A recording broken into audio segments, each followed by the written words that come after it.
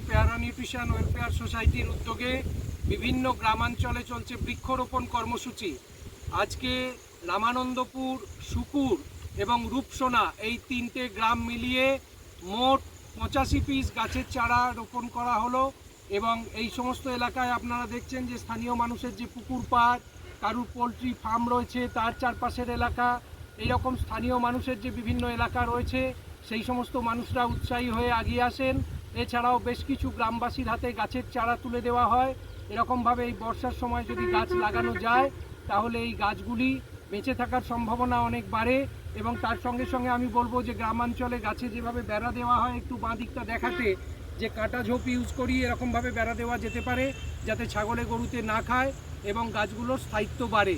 এইভাবে প্রত্যেকটি এলাকায় যদি বৃক্ষরোপণ করা যায়, আশা করি এই বসুধা একদিন সবুজ সতেজ হবে এবং আগামী পৃথিবীতে বিশ্ব উষ্ণায়নের দাপটে আমাদের যে নাভিশ্বাস দশা উপস্থিত হয়েছে তার হাত থেকেও আমরা পরিত্রাণ পাব। তাই ধরিত্রী মাকে রক্ষা করতে আসুন সকলে সবুজের সৃজন করি। ভালো থাকবেন সকলে। আমি বর্ধমান সদর পেয়ারা নিউট্রিশন ওয়েলফেয়ার সোসাইটির সম্পাদক প্রলয় মজুমদার।